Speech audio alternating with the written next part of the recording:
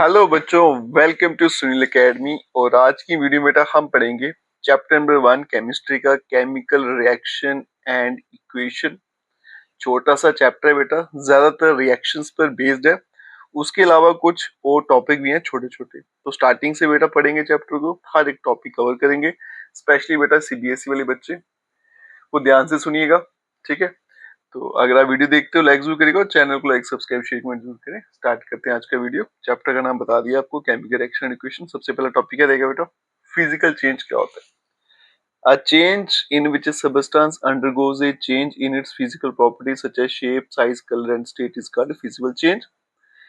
Physical change क्या है बेटा, जो आपको दिखता है। फिजिकल प्रॉपर्टी मतलब समझ लीजिए जो आपको दिख रही है उनको बोलेंगे फिजिकल प्रॉपर्टीज। जब उनमें कोई चेंज आए, जैसे किसी बंदी की शेप चेंज हो जाए, साइज, कलर, या उसकी स्टेट चेंज हो जाए। स्टेट क्या होती है, सारे लिक्विड गैसेस, उसको बोलते हैं फिजिकल चेंज। ये रिवर्सिबल होता है। फिजिकल चेंज में no new substance is formed, कोई नया सबस्टेंस नहीं बनेगा, जो था बंदा वो वैसा ही रहेगा, कोई नई चीज नहीं बनने वाली। For example melting of ice, ये तो बड़ी पॉपुलर चीज की एक एग्जाम्पल मैंने यहाँ दी है। फिर बेटा केमिकल चेंज क्या है, a change in which new substance with new properties are formed is called a chemical change. इसमें क्या है बेटा, नया प्रोडक्ट बनेगा, उसकी अलग प्रॉपर्टी होंगी। ये इरिवर्सिबल है, रिवर्स नहीं होता। फॉर एग्जांपल जैसे फूड की डाइजेशन, रस्टिंग ऑफ आयरन और फॉर्मेशन ऑफ कर्ड हो गया। क्लियर है बेटा। आगे चलते हैं, केमिकल रिएक्शन क्या होता है। It is a process in which a new substance with new properties are formed. ये एक ऐसा प्रोसेस है बेटा जिसमें नया सबस्टेंस बनता है, उसकी प्रॉपर्टीज नहीं होती हैं। Chemical reaction involve breaking of old bonds between the atoms of the reactant and formation of new bonds between the atoms of the product। इसमें होता क्या है बेटा, एक्चुअल केमिकल रिएक्शन में जो पुरानी बॉन्ड्स होती है ना एटम्स के बीच में, ठीक है, वो टूटती हैं और नई बॉन्ड्स बनती हैं प्रोडक्ट के लिए। केमिकल रिएक्शन में properties of reactant are entirely different from property of product. और रिएक्टेंट और प्रोडक्ट, इनकी प्रॉपर्टी एकदम अलग से होगी। For example burning of magnesium in air to form magnesium oxide, formation of curd, cooking of food, ripening of fruit, rusting of iron, ये कुछ example यहाँ पे मेंशन्ड है। फिर बेटा कैरेक्टरिस्टिक क्या है केमिकल रिएक्शन की, पूछे भी जाते हैं। The changes which take place as a result of chemical reaction are known as characteristic of chemical reaction. जब एक केमिकल रिएक्शन होती है बेटा तो उस टाइम क्या क्या बदलाव आते हैं, वो सारे क्या हैं, कैरेक्टरिस्टिक हैं केमिकल रिएक्शन के। उनमें से कुछ यहाँ पे डिस्कस्ड है।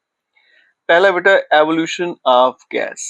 कुछ केमिकल रिएक्शन ऐसी है बेटा जब वो होती है तो गैस उनमें से इवॉल्व होती है, या ऑब्जर्व होगी या इवॉल्व होगी। For example reaction between zinc and dilute sulphuric acid, hydrogen gas is evolve. जब रिएक्शन होती है जिंक और डाइल्यूट सल्फ्यूरिक एसिड के बीच में तो हाइड्रोजन गैस निकलती है। जब कैल्शियम कार्बोनेट रिएक्ट करता है डाइल्यूट हाइड्रोक्लोरिक एसिड के साथ तो carbon dioxide gas is evolve. तो कुछ रिएक्शन ऐसे हैं बेटा जब वो होती है तो क्या होता है, गैस जो है उसमें से निकलती है, तो पता चल जाता है कि ये रिएक्शन हो गया। फिर है चेंज इन कलर। दूसरा, कुछ रिएक्शन ऐसी बेटा जब वो हो जाएंगी तो कलर में चेंज आएगा और हमें पता चल जाएगा रिएक्शन होगी। Some chemical reaction are accompanied by change in colour. For example rust is brown in colour whereas iron is greyish black in colour. जैसे बेटा रस्टिंग है, जो रस्ट होता है जिसको हिंदी में जंग कहते हैं, जंग लग गया, उसका कलर क्या है बेटा, ब्राउन होता है, लेकिन आयरन जो है वो ग्रेश ब्लैक कलर का होता है। वो चेंज इन कलर हो जाता है तो रिएक्शन होगी। लेड नाइट्रेट और पोटेशियम आयोडाइड का सोल्यूशन, ये कलरलेस होते हैं, लेकिन जब मिक्स करो तो प्रेसिपिटेट बनेंगे लेड आयोडाइड के, ठीक है, जो येलो कलर के होते हैं। तो इसमें भी क्या हुआ बेटा, चेंज इन कलर हुआ तो रिएक्शन हो गई। नेक्स्ट है बेटा चेंज इन स्टेट। स्टेट क्या होती है, मेरे पास तीन स्टेट है, सॉलिड, लिक्विड और गैसेस, ठीक है, तो वही पढ़नी है हमने। तो स्टेट चेंज हो जाएगी। जैसे कुछ रिएक्शन जो है वो कैसे पता चलता होगी, bye change in state. For example candle है, सॉलिड होती है बेटा, जब वो जलती है तो वाटर वेपर बन जाते हैं और कार्बन डाइऑक्साइड गैस। पेट्रोल एक लिक्विड है, जब जलाओ तो वाटर वेपर और कार्बन डाइऑक्साइड गैस बनते हैं, ठीक है। तो इनमें क्या है बेटा, स्टेट जो है वो चेंज हो रही है, सॉलिड है लिक्विड में कन्वर्ट हो रहा है। नेक्स्ट है बेटा फॉर्मेशन ऑफ प्रेसिपिटेट। तो कई बार क्या होगा, प्रेसिपिटेट बन जाएंगे। प्रेसिपिटेट क्या है, एक इनसॉल्युबल सब्सटेंस होता है जो अंदर ही रहता है, रिएक्शन में सेटल डाउन हो जाता है। कुछ chemical reaction accompanied by the formation of precipitate. तो कुछ केमिकल रिएक्शन में क्या होगा बेटा, प्रेसिपिटेट बनेंगे और पता चल जाएगा कि रिएक्शन होगी। For example reaction between lead nitrate and potassium iodide solution, जो हमने ऊपर ही पढ़ा बेटा, तो उसमें येलो प्रेसिपिटेट बनते हैं लेड आयोडाइड के। और ये रिएक्शन केमिकल रिएक्शंस जो है उनमें जाके भी रिएक्शन जो आगे पढ़ेंगे। जब सिल्वर नाइट्रेट का सोल्यूशन जो है उसे मिक्स किया जाए सोडियम क्लोराइड सोल्यूशन के साथ, तो व्हाइट प्रेसिपिटेट बनेंगे सिल्वर क्लोराइड के। ठीक है, नेक्स्ट क्या बेटा, चेंज इन टेम्परेचर। तो कुछ रिएक्शन ऐसी हैं जिनमें क्या होता है, टेम्परेचर में बदलाव आ जाता है, हमें पता चल जाता है कि रिएक्शन होगी। कुछ chemical reaction are accompanied by change in temperature, जैसे कि राइज और फॉल इन टेम्परेचर। कई बार टेम्परेचर बढ़ जाएगा, कई बार डाउन हो जाएगा। अब इसमें बच्चों दो तरह के हैं जिसमें टेम्परेचर में बदलाव आएगा। टेम्परेचर बढ़ भी सकता है, टेम्परेचर कम हो सकता है, उस पर डिपेंड करते हुए ये दो तरह की होती है, एक्सोथर्मिक रिएक्शन और एंडोथर्मिक रिएक्शन। ठीक है, एक्सोथर्मिक रिएक्शन क्या है, reaction in which are accompanied by rise in temperature. ये वो रिएक्शन है बेटा जिसमें टेम्परेचर इंक्रीज हो जाता है, या फिर रिएक्शन जिसमें हीट इवॉल्व निकलेगी, उसको बोलेंगे एक्सोथर्मिक रिएक्शन। फॉर एग्जांपल, जैसे कि when water is added to quicklime, जब आप पानी को ऐड करते हो कैल्शियम ऑक्साइड में, जिसको क्विकलाइन बोलो, स्लेक्ड लाइन बनता है बेटा calcium hydroxide, and beaker is found hot. वो जो आपका बीकर है या कंटेनर है वो गर्म हो जाता है। रिएक्शन बेटा यहाँ मेंशन है calcium oxide plus water, calcium hydroxide plus heat. दूसरी बेटा एंडोथर्मिक रिएक्शन, जिसमें क्या होगा, आपका कंटेनर जो बीकर होगा ठंडा हो जाएगा। ठीक है, रिएक्शन जो कंपेन्ड होती है by the fall in temperature, जिसमें क्या होता है टेम्परेचर डाउन हो जाता है, या फिर रिएक्शन जिसमें हीट एब्जॉर्ब होती है, ऐसे बोला जाता है। इसको बोलते हैं बेटा endothermic reaction. For example, photosynthesis. जब फोटोसिंथेसिस होती है बेटा, तो carbon dioxide plus water plus light, ये तीनों चीजें मिलती हैं, तो क्या बनेगा, ग्लूकोज प्लस ऑक्सीजन। और ये हमारे पास एक एंडोथर्मिक रिएक्शन की एग्जांपल, याद रखिएगा, कभी कभी सीधा एमसीक्यू में पूछ लिया जाता है कि ये रिएक्शन कैसी है। नेक्स्ट है बेटा केमिकल इक्वेशन क्या होती है। ठीक है, तो short hand method of representing a chemical reaction in term of symbol and formulae of reactant and product is called chemical equation.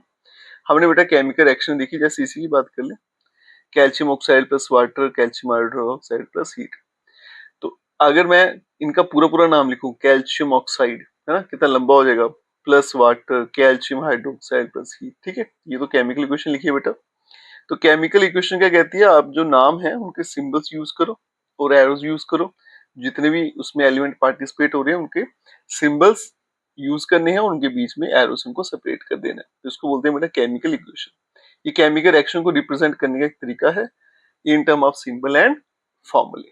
ठीक है, chemical equation involves the following step. अब केमिकल इक्वेशन में कुछ स्टेप्स होते हैं, जैसे पहला, symbols and formulae of the reactant are written on the left hand side with plus sign between them।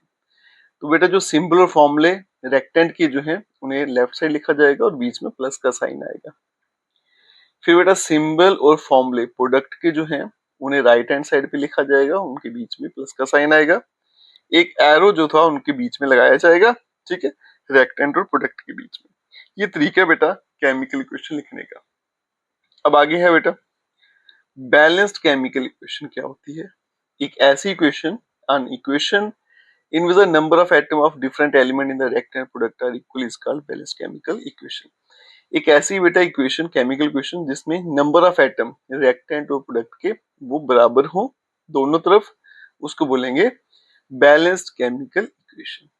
Clear है यहाँ पे। नेक्स्ट है बेटा अनबैलेंस्ड केमिकल इक्वेशन। एक ऐसा इक्वेशन जिसमें number of atom, one or more element in the reactant और product are not same is called unbalanced equation और स्केलेटल इक्वेशन भी बोला जाता है। अनबैलेंस में क्या होगा बेटा कि जो नंबर ऑफ एटम्स होंगे ना रिएक्टेंट और प्रोडक्ट के, वो मैच नहीं करेंगे, बराबर नहीं रहेंगे, उसको अनबैलेंस्ड केमिकल इक्वेशन बोलते हैं, या फिर स्केलेटल इक्वेशन भी बोला जाता है। नेक्स्ट है बेटा balancing of chemical equation. Chemical equation को बैलेंसिंग कैसे करते हैं, इसके स्टेप्स भी मॉडल है और इस पे क्वेश्चन भी आ जाता है बेटा। आपको इक्वेशन दी रखी होती है और उसको बैलेंस करना होता है। ठीक है, तो अब यहाँ देखो, तो देखते हैं बेटा बैलेंसिंग होती क्या है। Process of making the number of different types of atom equal on both side of equation is called balancing of equation. तो बैलेंसिंग ऑफ इक्वेशन क्या है बेटा कि जो नंबर ऑफ एटम है ना रिएक्टेंट्स के और प्रोडक्ट के, वो दोनों तरफ बराबर करने हैं, उसको बोला जाता है बैलेंसिंग ऑफ इक्वेशन। नेक्स्ट बेटा इसके कुछ स्टेप्स हैं, अगर स्टेप्स फॉलो करो तो बैलेंसिंग में थोड़ी आसानी हो जाती है, नहीं तो थोड़ा मुश्किल होता है बैलेंसिंग करना। सबसे पहले कहता है राइट द वर्ड इक्वेशन। सबसे पहले वर्ड इक्वेशन लिखिए। Right down the equation in words form by writing the name of reactant on the left side and product on the right hand side. ठीक है, सबसे पहले बेटा नाम लिख दीजिए रिएक्टेंट और प्रोडक्ट के लेफ्ट साइड और राइट साइड में, बीच में arrow. Write the skeletal chemical equation, write down the symbol and formulae of the reactant and product. उसके बाद क्या करिए बेटा, उनके सिंबल्स और फॉर्मूले जो भी बनते हैं वो सारे के सारे लिख दीजिए। List the number of atom of different element of reactant and product. और बेटा जितने भी एलिमेंट के नंबर ऑफ एटम है ना, एलिमेंट्स के किसी के भी, वो सारे के सारे लिख दो कि उसके रिएक्टेंट में कितने हैं एटम और प्रोडक्ट में उसके कितने एटम है उस एलिमेंट के, वो सारे के सारे लिख दो। फिर कहता है select the biggest formula to start balancing. जब बैलेंसिंग करनी है तो जो सबसे बड़ा फॉर्मूला है उसे सिलेक्ट करिए। Start the process of balancing bye selecting compound which has maximum number of atoms whether it is reactant और प्रोडक्ट। चाहे वो रिएक्टेंट वाली साइड है या प्रोडक्ट वाली साइड है, जहां पे सबसे बड़ा फॉर्मूला दिखता है बेटा सबसे पहले उसी को बैलेंस करिए। ठीक है। To start balancing of different element, once the biggest compound is selected first balance the element of this compound having highest number of atom. तो पहले हमने क्या पढ़ा बेटा, सबसे बड़ा कंपाउंड जो नाम दिख रहा है उसे बैलेंस करना है और उसके अंदर भी जिसके सबसे ज्यादा एटम है उसको बैलेंस करना है। क्लियर हो गया। नेक्स्ट क्या कहता है बेटा, check the correctness of the balance equation. Finally check करिए correctness of the balance equation by counting the number of atom of each element and both side of the equation. फिर last में क्या करना है बेटा, चेक करना है reactant और प्रोडक्ट्स में कि नंबर ऑफ एटम बराबर हुए या फिर नहीं हुए। तो ये सारे स्टेप्स अगर आप फॉलो करते हो तो बैलेंसिंग आपको आसान हो जाती है। ठीक है। ठीक है। टाइप ऑफ केमिकल रिएक्शन, सबसे पहले बेटा आ गई कॉम्बिनेशन रिएक्शन। तो नाम से ही बेटा पता चल जाता है, कंबाइन का मतलब दो लोग या दो चीजें आपस में मिलेंगी और एक नया प्रोडक्ट बन जाएगा। सिंपल भाषा में याद रखिए, बाकी उसको आपने इंग्लिश में लिखना है। तो कॉम्बिनेशन रिएक्शन में क्या होगा बेटा, दो सब्सटेंस आएंगे या फिर रिएक्टेंट आएंगे, वो आपस में कंबाइन होंगे और एक नया प्रोडक्ट आपको मिलेगा। Those reaction in which two or more elements are combined together to form a single compound, यहाँ पे कंपाउंड नहीं है। ठीक है। तो वो रिएक्शन जिसमें दो फिर या दो से ज्यादा एलिमेंट साथ में आएंगे, मिल जाएंगे और एक सिंगल कंपाउंड बनेगा, इसको बोलेंगे combination reaction. For example calcium oxide जिसको क्विकलाइम बोलते हैं प्लस वाटर, तो बन जाता है बेटा स्लेक्ट लाइम जिसको कैल्शियम हाइड्रोक्साइड बोलते हैं प्लस हीट। अब यहाँ पे मैंने एक नोट लिखा है बेटा, ये देखिए क्या है, सोल्यूशन ऑफ स्लेक्ट लाइम मतलब calcium hydroxide is used for white washing. तो आप जो घर में चूना करते हैं ना सफेदी, व्हाइट वॉशिंग, उसमें क्या यूज किया जाता है बेटा, स्लेक्ट लाइम, इसी की होती है वो। Calcium hydroxide react slowly with the carbon dioxide in the air to form a thin layer of calcium carbonate. ठीक है। तो ये क्या करता है बेटा, जब इसको दीवार पे आप कर देते हो तो ये हवा के साथ रिएक्ट होता है तो क्या बनाता है, calcium carbonate. Calcium carbonate is formed after 2 or 3 days of white washing. तो ये 2-3 दिन के बाद बनेगा। आपने व्हाइट वॉश कर दिया तो उसके 2-3 दिन के बाद क्या बन जाएगा बेटा, कैल्शियम कार्बोनेट। और इससे क्या होगा, शाइनिंग फिनिश मिलेगी वाल्स को, आपकी दीवारें थोड़ी शाइन करेंगी। तो आपने बेटा ऑब्जर्व भी किया होगा, जब कभी घर में व्हाइट वॉश करते हो तो 2-3 दिन के बाद ही शाइन आता है दीवारों पे। उसका रीजन क्या रहता है बेटा, कि ये रिएक्ट करता है स्लेक्ट लाइम एयर के साथ, कैल्शियम कार्बोनेट बनाता है और उस वजह से वो शाइन करता है। ठीक है। रिएक्शन क्या है, calcium hydroxide plus carbon dioxide, calcium carbonate plus water. ठीक है। तो ये कभी कभी आपकी एक्स्ट्रा नॉलेज के लिए बेटा, स्पेशली सीबीएसई के बच्चे उनको पूछ लिया जाता है, इसलिए मैंने नोट में यहाँ पे लिख दिया था। नेक्स्ट है बेटा डीकम्पोजिशन रिएक्शन। डीकम्पोज का मतलब है टूटना, ऐसे समझ लीजिए। इसमें क्या होगा बेटा, एक बड़ सबस्टेंस होगा, एक कंपाउंड होगा, वो टूट जाएगा। जब वो टूटेगा तो दो एलिमेंट बन जाएंगे या दो से ज्यादा बन जाएंगे। ठीक है। तो ये कॉम्बिनेशन रिएक्शन का उल्टा भी होता है। Those reaction in which a single compound breaks down to give two or more simple substance is called decomposition reaction. It is of 3 types. ये 3 तरह की है, ये याद रखिएगा। सबसे पहले थर्मल डिकम्पोजिशन। अब देखो बेटा, किसी चीज को तोड़ना है तो तोड़ने के लिए क्या चाहिए, एनर्जी। वो एनर्जी आप हीट की फॉर्म में भी दे सकते हो, इलेक्ट्रिक करंट की फॉर्म में भी दे सकते हो, या फिर सनलाइट की फॉर्म में दे सकते हो। ठीक है। तो डिपेंड करता है बेटा क्या सोर्स रहा आपका एनर्जी देने का, उस वजह से ये 3 टाइप की होती है।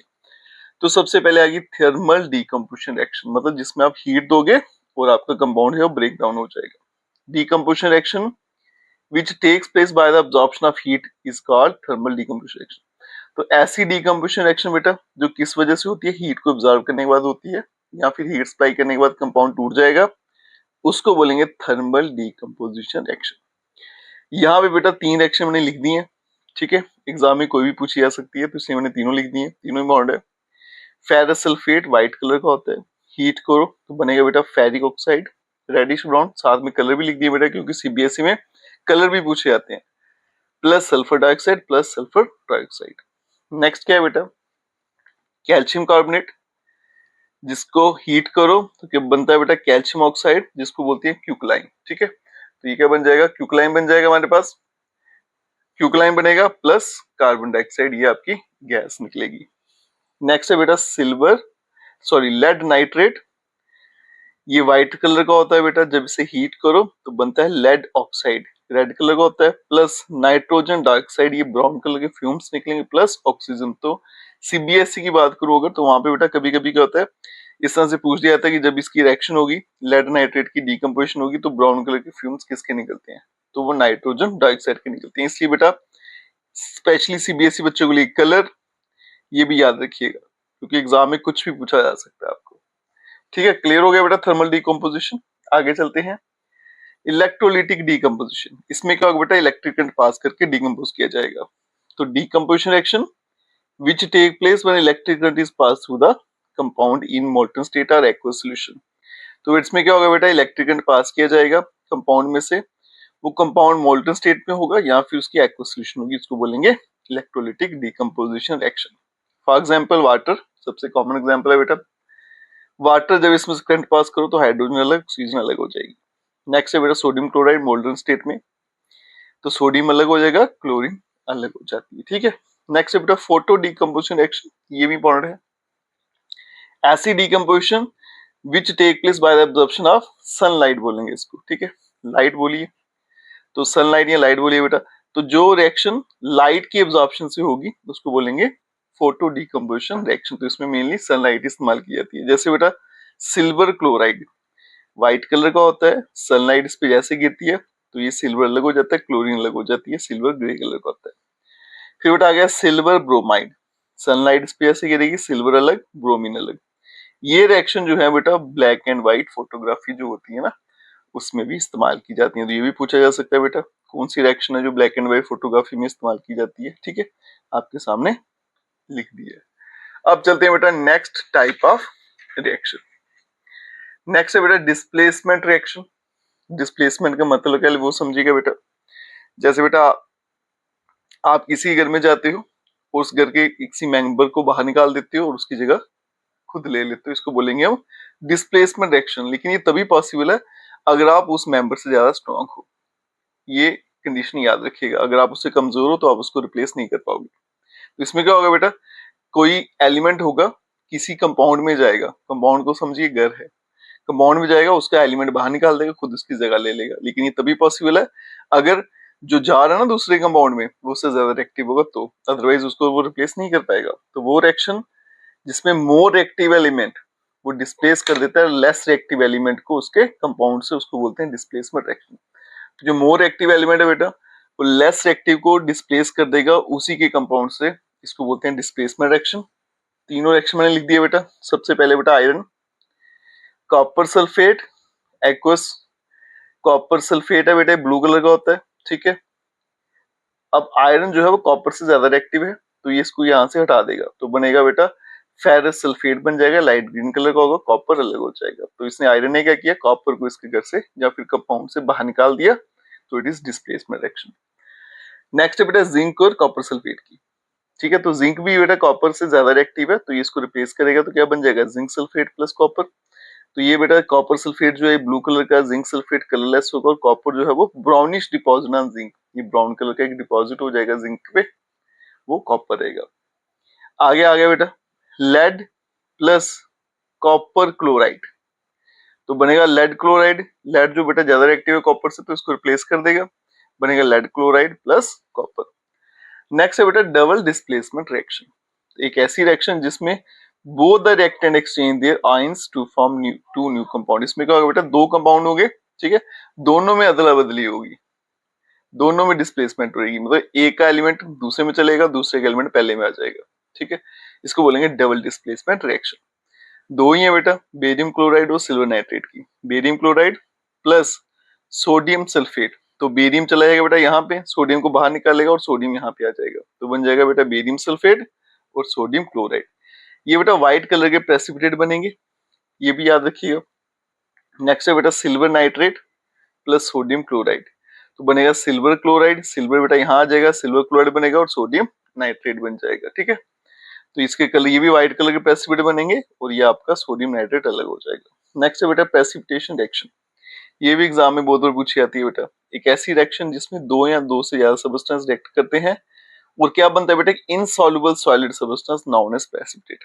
तो ऊपर रिएक्शन में हम देख रहे थे बेटा कि व्हाइट कलर के प्रेसिपिटेट बन रहे हैं, तो प्रेसिपिटेट होते क्या बेटा, ये इनसॉल्युबल होते हैं, पानी में या सोल्यूशन में ये डिसॉल्व नहीं होंगे, ठीक है, नोन एज प्रेसिपिटेट। इनको क्या बोलेंगे हम, प्रेसिपिटेट बोलते हैं और इस रिएक्शन को बोलते हैं प्रेसिपिटेशन रिएक्शन। ये एक तरह की डबल डिस्प्लेसमेंट रिएक्शन ही होती है। आपने देखा होगा डबल डिस्प्लेसमेंट रिएक्शन में प्रेसिपिटेट बन रहे थे, है ना। तो ये आगे बेटा बेरियम क्लोराइड्स और ये सोडियम सल्फेट जो भी ऊपर पड़ी, तो व्हाइट कलर के प्रेसिपिटेट प्लस सोडियम क्लोराइड। तो ये भी पूछा जाता है कभी कभी बेटा कि प्रेसिपिटेट का कलर कैसा है, इसको याद रखिएगा। सिल्वर नाइट्रेट, सोडियम क्लोराइड बनेगा बेटा सिल्वर क्लोराइड, वो बनेगा सोडियम नाइट्रेट, ठीक है। आगे देखो बेटा ये व्हाइट कलर के प्रेसिपिटेट इसके बनेंगे बेटा सिल्वर के, यहाँ पे शिफ्ट हो गया, इसको ठीक कर लेना। फिर आगे बेटा पोटेशियम आयोडाइड और लेड नाइट्रेट, तो ये बनेगा बेटा पोटेशियम नाइट्रेट, ठीक है, प्लस ये बनेगा लेड आयोडाइड, ये बनेंगे येलो कलर के प्रेसिपिटेट। ओके, प्रेसिपिटेट के कलर है वो भी याद रखिएगा।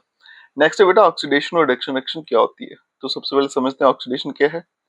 ऑक्सीजन का ऐड होना किसी सबस्टेंस में, उसको बोलेंगे ऑक्सीडेशन, या फिर हाइड्रोजन का निकल जाना किसी सबस्टेंस से, उसको बोलेंगे ऑक्सीडेशन। तो ऑक्सीडेशन को बेटा दो तरह से डिफाइन किया जाता है, इन टर्म ऑफ ऑक्सीजन और इन टर्म ऑफ हाइड्रोजन। अगर ऑक्सीजन के टर्म्स में डिफाइन करोगे तो उसका क्या मतलब रहेगा बेटा कि ऑक्सीजन का यहाँ पे ऐड होना, जब किसी सबस्टेंस में ऑक्सीजन ऐड होती है तो उसको ऑक्सीडेशन बोला जाता है, जहां फिर हाइड्रोजन निकल जाए तो उसको बोलेंगे ऑक्सीडेशन। नेक्स्ट है रिडक्शन, ये उसका उल्टा चलेगा। उसमें एडिशन ऑक्सीजन था, यहाँ पे रिमूवल ऑक्सीजन, जब किसी सबस्टेंस से ऑक्सीजन बाहर निकल जाती है उसको बोलते हैं रिडक्शन होगी, या फिर हाइड्रोजन की एडिशन हो जाए किसी सबस्टेंस में तो उसको क्या बोला जाएगा कि इसकी रिडक्शन होगी, ठीक है। अब आगे देखते हैं बेटा क्या है इसमें, आगे पढ़ेंगे ऑक्सीडाइजिंग एजेंट क्या है, ऑक्सीडाइजिंग एजेंट और रिड्यूसिंग एजेंट्स क्या होते हैं। तो सबस्टेंस व्हिच गिव्स ऑक्सीजन और gain hydrogen is called oxidising agent. तो एक ऐसा सबस्टेंस बेटा जो अपने ऑक्सीजन दे रहा है, जो ऑक्सीजन दे रहा है बेटा उसको क्या बोलेंगे ऑक्सीडाइजिंग एजेंट है, या फिर जो हाइड्रोजन गेन कर रहा है। रिड्यूसिंग एजेंट क्या है बेटा, वो सबस्टेंस जो अपनी हाइड्रोजन दे रहा है या फिर ऑक्सीजन को गेन कर रहा है उसको बोलेंगे रिड्यूसिंग एजेंट, ठीक है। एग्जांपल है कॉपर ऑक्साइड प्लस वाटर, तो बनेगा कॉपर प्लस वाटर। अब यहाँ देखो, sorry copper oxide plus hydrogen था, बन गया कॉपर प्लस वाटर। अब यहाँ देखो बेटा कॉपर ऑक्साइड के पास ऑक्सीजन है, इसने ऑक्सीजन किसको दे दी, H2 को, हाइड्रोजन को दे दी, है ना। तो ये बन गया आपका ऑक्सीडाइजिंग एजेंट। क्लियर हो गया बेटा। अब देखो in the above reaction copper oxide has given oxygen, इसने अपनी ऑक्सीजन दी है बेटा, तो इसलिए ये बन गया ऑक्सीडाइजिंग एजेंट। हाइड्रोजन जो है उसने ऑक्सीजन को गेन किया है, इसलिए ये क्या बन जाएगा, रिड्यूसिंग एजेंट। एक और रिएक्शन है बेटा हाइड्रोजन सल्फाइड प्लस क्लोरीन, तो बन गया sulphur plus HCl hydrogen chloride. इस रिएक्शन में अगर आप देखो बेटा इसको इन टर्म ऑफ हाइड्रोजन में लिखा है, तो जो हाइड्रोजन सल्फाइड है इसने हाइड्रोजन को दिया है क्लोरीन को, इसलिए बेटा हाइड्रोजन सल्फाइड जो है रिड्यूसिंग एजेंट है, ठीक है। दूसरी तरफ अगर आप देखोगे तो जो क्लोरीन है उसने गेन किया हाइड्रोजन को, तो जिसने हाइड्रोजन गेन किया वो क्या होता है oxidising agent as per definition, ठीक है। क्लियर हो गया बेटा, इन टर्म ऑफ ऑक्सीजन और इन टर्म ऑफ हाइड्रोजन क्या होता है, और दोनों की एक एक रिएक्शन मैंने लिख दी। नेक्स्ट आगे बेटा रिडॉक्स रिएक्शन, एक ऐसी रिएक्शन जिसमें ऑक्सीडेशन भी हो रिडक्शन भी हो, उसको बोलेंगे रिडॉक्स रिएक्शन। नेक्स्ट बेटा oxidation and reduction in term of loss और गेन ऑफ इलेक्ट्रॉन। तो एक तो बेटा ऑक्सीडेशन रिडक्शन हमने पढ़ी इन टर्म ऑफ ऑक्सीजन हाइड्रोजन, अब इन टर्म ऑफ इलेक्ट्रॉन्स भी पढ़नी है। तो कहता है बेटा according to electronic concept oxidation is defined as process which involve loss of electron. तो बेटा अगर हम इलेक्ट्रॉनिक कंसेप्ट की बात करें तो उसमें ऑक्सीडेशन का मतलब क्या है, लॉस ऑफ इलेक्ट्रॉन, इलेक्ट्रॉन का लॉस होना, और रिडक्शन का मतलब है बेटा गेन ऑफ इलेक्ट्रॉन। जैसे यहाँ पे एक रिएक्शन है, above reaction zinc has given 2 electron. आप देखो यहाँ पे बेटा कॉपर जो है 2 पॉजिटिव, सल्फेट 2 नेगेटिव होता है, तो जिंक जो है बेटा सल्फेट के साथ मिल गया तो बन गया जिंक सल्फेट, कॉपर यहाँ से अलग हो गया, है ना। तो यहाँ देखो बेटा जिंक इसके साथ अगर मिलेगा तो इसको 2 इलेक्ट्रॉन लूज करने पड़ेंगे, तो यहाँ देखो जिंक जो है उसने 2 इलेक्ट्रॉन लूज किए हैं, इसलिए इसकी ऑक्सीडेशन हुई और इसको बोलेंगे ऑक्सीडाइजिंग एजेंट। दूसरी तरफ देखो तो कॉपर जो है, ठीक है, उसने 2 इलेक्ट्रॉन गेन कर लिए। अब यहाँ देखो 2 पॉजिटिव है, यहाँ पे ये जो वैलेंसी थी हट गई, इसका मतलब इसमें 2 इलेक्ट्रॉन कम थे, वो गेन कर लिए, वो 2 इलेक्ट्रॉन इसने जिंक से लिए थे, इसने 2 इलेक्ट्रॉन गेन किए बेटा, इसलिए इसकी रिडक्शन हुई है और उसको बोलेंगे हम ये रिड्यूसिंग एजेंट है। तो इन टर्म्स ऑफ बेटा इलेक्ट्रॉनिक कंसेप्ट क्या होती है वो भी आपको बता दिए इन टर्म ऑफ गेन और लॉस ऑफ इलेक्ट्रॉन। नेक्स्ट है बेटा, इंपॉर्टेंट टॉपिक है, आसान भी है, क्रोजन ऑफ मेटल, बड़ा फेमस टॉपिक है बेटा। तो कहता है क्रोजन एक प्रोसेस है जिसमें metal are eaten up gradually by the action of air moisture on the surface of metal. तो क्रोजन में क्या होता है बेटा, कोई मेटल जो है वो धीरे धीरे खत्म हो जाता है जब वो हवा और मॉइस्चर के कांटेक्ट में आता है।